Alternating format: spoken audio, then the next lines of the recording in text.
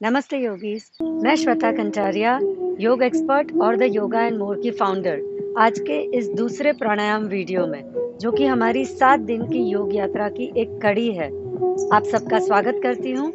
आज हम बात करेंगे कुछ और नए प्राणायाम की और उसके अभ्यास और प्रयोग की चर्चा करेंगे। जैसे हमने कल बात की थी, हमारी सांस 4 प्रक्रिया से होकर गुजरती है: पूरक, कुंभक, रेचक और शून्यक। मनुष्य का शरीर जब जन्म लेता है तब उसके सांसों की गति धीमी और सांस गहरी होती है। जब कोई नवजात शिशु को अगर हम ध्यान से देखेंगे तो पता चलेगा कि उसके सांस लेने की गति कितनी धीमी है, किस तरह से उसका पेट सांस लेते वक्त पूरी तरह से अंदर बाहर होता है। जिस तरह से वह बालक बड़ा होता जाता है, उसका बाहरी दुनिया से ताल्लुक बढ़ता है। वो खेलना, कूदना, भागना, दौड़ना, पढ़ना वो शुरू करता है और धीरे धीरे उसकी सांस की रफ्तार तेज होती जाती है और सांस छिछली होती जाती है। इसका सीधा असर शरीर में ऑक्सीजन की मात्रा में पड़ता है। शरीर में ऑक्सीजनेटेड ब्लड सप्लाई कम होते ही कई बीमारियां, तनाव, अनिद्रा, कमजोर पाचन तंत्र जैसी समस्याएं शुरू हो जाती है। और दुख की बात यह है कि इसके सरल उपाय हमारे योग शास्त्र में बताए गए हैं। इसके बावजूद भी हमने इन रोगों के साथ जीना सीख लिया है, जिसे हम लाइफस्टाइल डिसीज के नाम से जानते हैं। ये योग यात्रा मेरा एक छोटा सा प्रयास है आप सबको योग के विज्ञान से परिचित करवाने का। आज के हमारे 4 प्राणायाम की ओर बढ़ने से पहले कुछ सामान्य जानकारियां दोहराना चाहूंगी। प्राणायाम करने का उचित समय सुबह का है, पर कोई कारणवश अगर आप सुबह नहीं कर सकते हैं तो प्राणायाम का प्रयोग खाने के 4 घंटे बाद कभी भी कर सकते हैं। प्राणायाम करते वक्त आप अपना मुंह और आंखें बंद रखें और रीढ़ की हड्डी को सीधा रखते हुए कोई भी आसन में बैठ के प्राणायाम कर सकते हैं। श्वास और उच्छ्वास का प्रमाण बराबर रखें। आज हम पहले बात करेंगे शीतली और शीतकारी प्राणायाम। शीतली और शीतकारी का अर्थ है शीतल यानी ठंडा। इसका अर्थ शांत, विरक्त और भावहीन भी होता है। जैसे कि नाम से ही स्पष्ट होता है, ये अपने शरीर के तापमान को कम रखता है और मन को शांत करता है। शीतली या शीतकारी प्राणायाम करने से पहले कुछ जानकारी देना चाहूंगी। अगर आपको सर्दी, खांसी, अस्थमा या फेफड़ों की कोई बीमारी है तो आप ये प्राणायाम ना करें। अगर आपको हृदय रोग की कोई बीमारी है या लो ब्लड प्रेशर है तो आप योग एक्सपर्ट या डॉक्टर से परामर्श करके शीतली का प्रयोग करें। सर्दी की ऋतु में शीतली प्राणायाम का प्रयोग कम करें। अब बात करेंगे शीतली प्राणायाम की विधि की। तो शीतली प्राणायाम में हम मुंह से सांस भरते हैं। हमारी जीभ का इस तरह से पाइप जैसा शेप बनाते हैं, उसको होठ के मूल के पास रख के वो जो पाइप बनता है उससे सांस लेते हैं। मैं आपको एक बार करके दिखाती हूँ।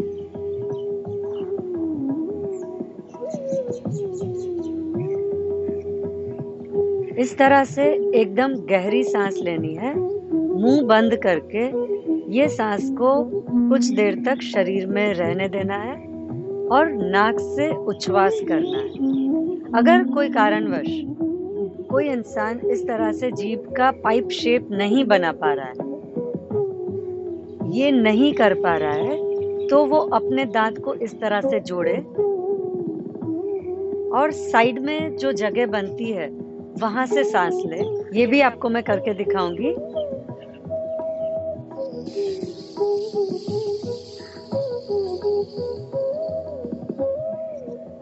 इस तरह से गहरी सांस लेके मुंह बंद करके कुंभक लगाना है, यानी सांस को रोक के रखना है और नाक से ही उच्छ्वास करेंगे।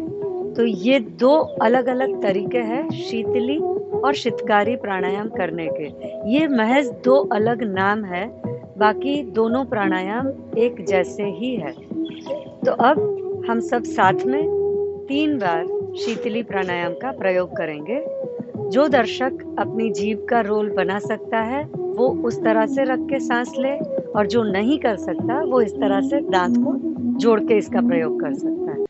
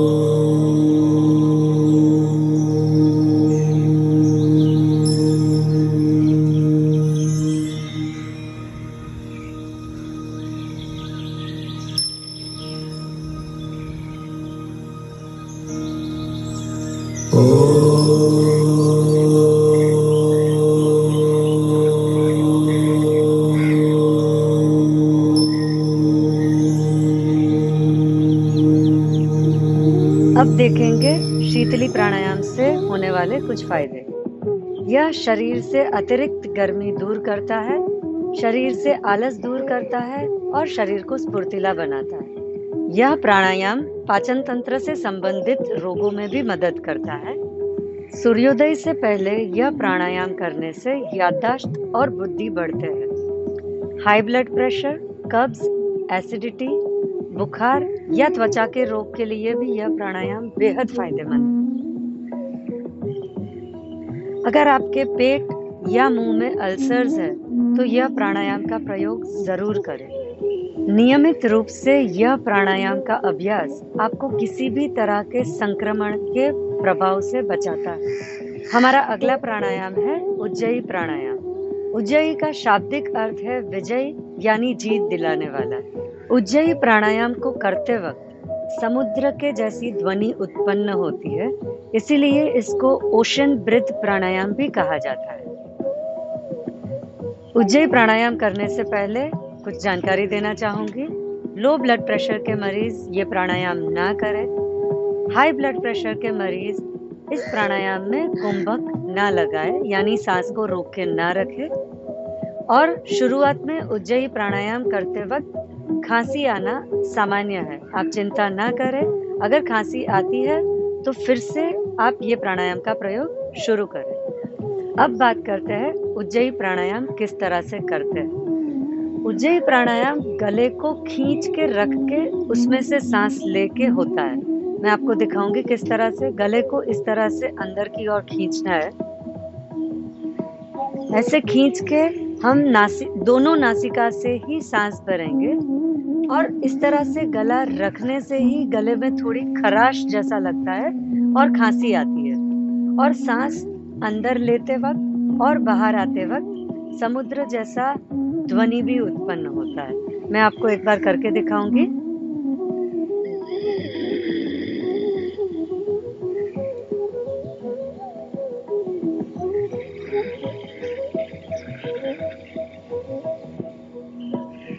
इस तरह से गले को खींच के नाक से सांस को अंदर बाहर करना है और करते वक्त जिस तरह से गले में खराश आती है ऐसी फीलिंग आना बहुत ही कॉमन है और इसी तरह से इसका प्रयोग होता है। तो अब हम सब साथ में 3 राउंड उज्जयी प्राणायाम के करेंगे।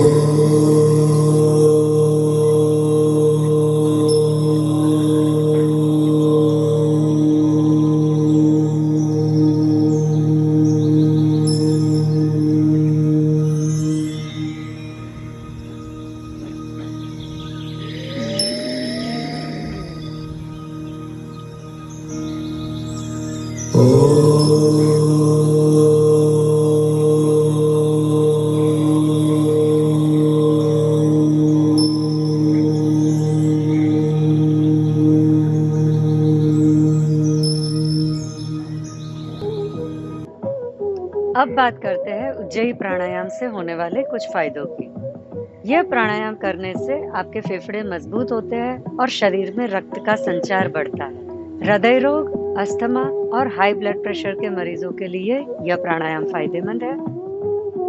उज्जयी प्राणायाम के नियमित अभ्यास से शरीर के सारे टॉक्सिन्स बाहर आते हैं और हार्मोनल संतुलन बना रहता है। थायराइड के मरीज अगर जल्दी ठीक होना चाहते हैं तो दवाई के साथ उज्जयी के प्रयोग से बहुत ही फायदा मिलता है। आज का हमारा अगला प्राणायाम है भस्त्रिका प्राणायाम। भस्त्रिका का अर्थ धौकनी होता है और यह शब्द संस्कृत से लिया गया है। जिस तरह से एक लोहार धौकनी की मदद से तेज हवा छोड़ के लोहे को गर्म करके उसकी अशुद्धियां दूर करता है और उसको सही आकार देता है, ठीक उसी तरह से भस्त्रिका प्राणायाम शरीर में से अशुद्धियां और नकारात्मकता दूर करता है। भस्त्रिका प्राणायाम करने से पहले कुछ जानकारी देना चाहूंगी। इस प्राणायाम को गर्भवती महिला और हर्निया, पथरी, साइनस, अल्सर, हृदय रोग, brain stroke, high blood pressure, यह सब के दर्दी इस प्राणायाम को ना करें, उनके लिए यह प्राणायाम हानिकारक है। भस्त्रिका प्राणायाम करने से पहले नाक को साफ कर लेना चाहिए और ये प्राणायाम करने के बाद अनुलोम विलोम का प्रयोग करना चाहिए ताकि श्वसन क्रिया सामान्य हो जाए। यह प्राणायाम में प्रबल वेग से शुद्ध प्राणवायु शरीर के अंदर लिया जाता है और उसी गति से अशुद्ध वायु बाहर निकाला जाता है। तो अब हम देखेंगे कि किस तरह से भस्त्रिका का प्रयोग करते हैं। ये प्राणायाम में नाक से ही सांस लेते हैं और नाक से ही छोड़ते हैं। बस सांस लेने और छोड़ने की गति काफी तेज होती है।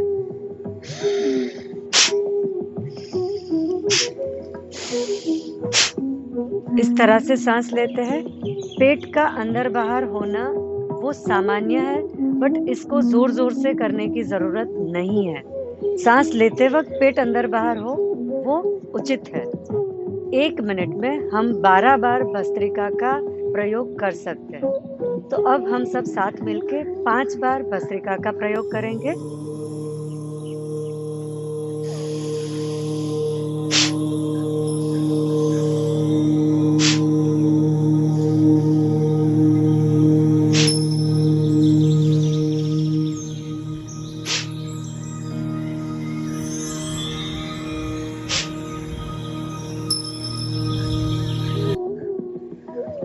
भस्त्रिका प्राणायाम के नियमित अभ्यास से टीबी, अस्थमा और कैंसर जैसे भयानक रोगों के मरीजों की स्वास्थ्य में सुधार दिखाई देता है। आज का हमारा अगला प्राणायाम है भ्रामरी प्राणायाम। भ्रामरी प्राणायाम का नाम भारत में पाए जाने वाली बढ़ई मधुमक्खी से प्रेरित है, जिसे संस्कृत में भ्रामरी कहा जाता है।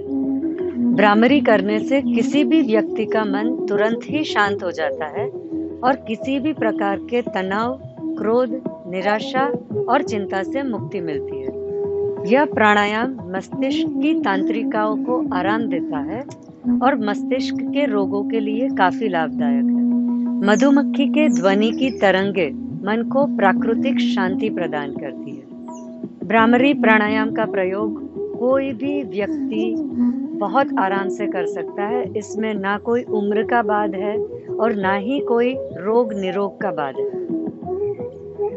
तो अब हम बात करेंगे भ्रामरी प्राणायाम किस तरह से किया जाता है। भ्रामरी प्राणायाम करने के लिए हम 2 अलग अलग मुद्रा में बैठ सकते हैं। एक अपनी कनिष्ठा से यानी अपनी अंतिम उंगली से इस तरह से कान के छिद्र बंद करके ये किया जाता है, और दूसरा प्रत्याहार मुद्रा, जो एक सिंबॉलिक मुद्रा है अपनी सारी इंद्रियों को लॉक करने की। तो आप अपनी पहली उंगली इस तरह से माथे पे रखेंगे, दूसरी उंगली आंखों के पास, तीसरी उंगली नासिका छिद्रों के पास और चौथी उंगली होठ के पास, और अंगूठे से आप अपने कान के छिद्र बंद करेंगे।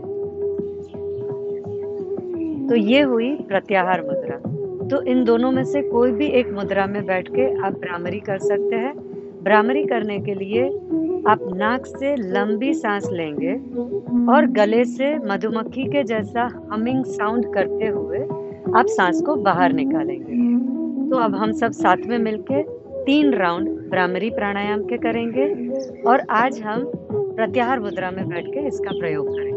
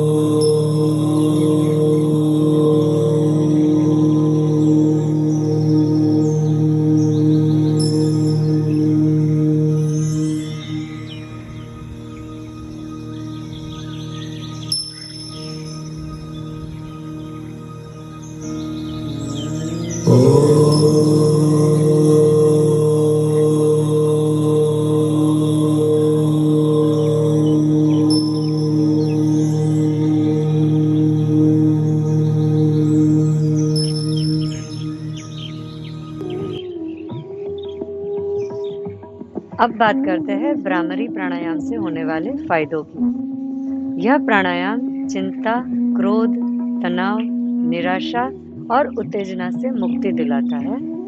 हाइपरटेंशन और हाई ब्लड प्रेशर के मरीजों के लिए यह प्राणायाम बेहद ही फायदेमंद है। सिर दर्द, साइनस और माइग्रेन जैसी बीमारियों के लिए लाभदायी है। भ्रामरी करने से बुद्धि तीक्ष्ण होती है, आत्मविश्वास बढ़ता है और जीवन में सकारात्मकता आती है। आज की इस श्रृंखला के अंत में मैं हठयोग प्रदीपिका से एक श्लोक बताना चाहूंगी। चले वाते चले चित्तम, निश्चले निश्चलम भवेत्, योगी स्थाणुत्वम आपनोति, ततो वायु निरोधयत्। अर्थात जब तक हमारे सांसों की गति स्थिर है, जब तक सांस बिना रुकावट चलती है, तब तक हमारा शरीर निरोगी है। जैसे ही सांस की गति में उतार चढ़ाव आना शुरू हुआ, सारे रोगों की शुरुआत होती है। और इसीलिए हमारे योगी केवल अपनी सांस को स्थिर रख के अपने से रोगों को काफी दूर रख सकते हैं। तो हमने इन 2 दिनों में 7 अलग अलग प्रकार के प्राणायाम का अभ्यास किया। कल हमने बात की थी सूर्य भेदन, चंद्र भेदन और अनुलोम विलोम प्राणायाम की, और आज हमने बात की शीतली, उज्जयी, भस्त्रिका और भ्रामरी प्राणायाम की। इन 2 दिनों में हमने ये सभी प्राणायाम से जुड़ी छोटी छोटी जानकारी प्राप्त की। अब फैसला आपके हाथ में है। आपको लाइफस्टाइल डिसीज के साथ जीना सीख लेना है या योग मार्ग को अपना के अपने आप को स्वस्थ और निरोगी रखना है। आशा करती हूँ मेरी ये योग यात्रा आपके लिए आनंददायी होगी। कृपया मेरे वीडियोस को लाइक और शेयर करें। मेरी YouTube चैनल को सब्सक्राइब करें ताकि आपको योग से जुड़ी हुई जानकारियाँ मिलती रहे। कल फिर मिलेंगे, तब तक के लिए स्वस्थ रहे, सुरक्षित रहे। नमस्ते।